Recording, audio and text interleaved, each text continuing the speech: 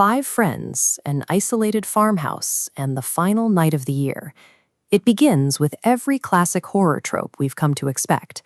The host, Arav, sets the stage with a challenge. Each person must tell a story, competing to see who can deliver the most terrifying tale before the clock strikes midnight. For the next hour, we listen to accounts of levitating spirits and haunted hotel rooms.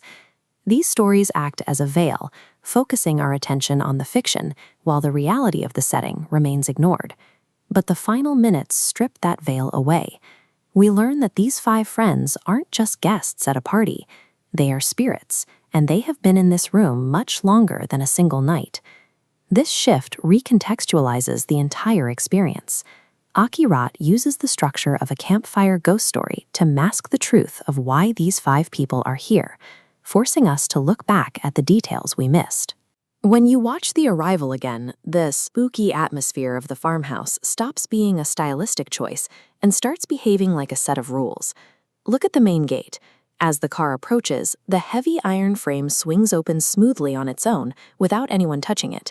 Inside, the house is cold and completely devoid of staff. The friends immediately comment on a deep, unnatural chill that seems to cling to the walls. Then there is the table in the center of the room. It's piled with a lavish spread of food and bottles of alcohol, yet for the entire night, not a single person reaches for a glass or a plate. These aren't just haunted house cliches. They are the physical boundaries of a group that can no longer interact with the living world. Souls who can hear the wind but can't feel the weight of a fork. The way the group carries themselves is just as telling.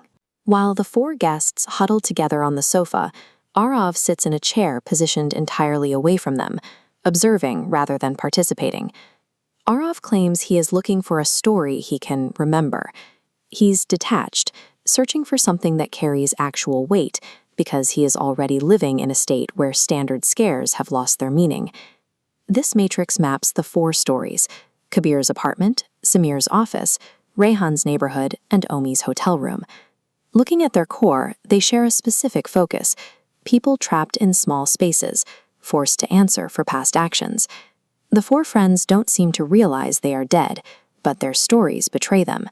They are narrating the reality of their own purgatory, using fiction to process a condition they haven't yet consciously accepted. The tone shifts when Arav tells his own story. He describes a wealthy young man driving drunk who strikes an old man and a child in the rain and chooses to drive away. He recounts the old man's dying curse, that the driver would lose everyone close to him before his own end arrived. Arav isn't telling a ghost story.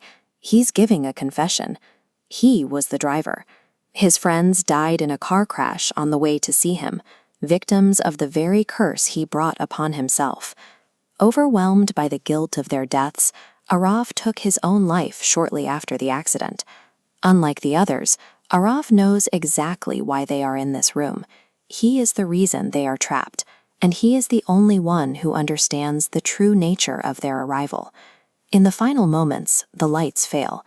In the darkness, the figures of the grandfather and the child appear in the corner of the room, silently observing the group. Arav reveals the final detail of their state.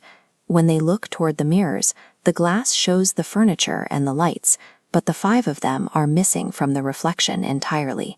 This timeline illustrates their new reality. Every night resets at the stroke of midnight, forcing them to repeat this gathering in a loop that never ends. Akirat suggests a version of hell that is remarkably quiet.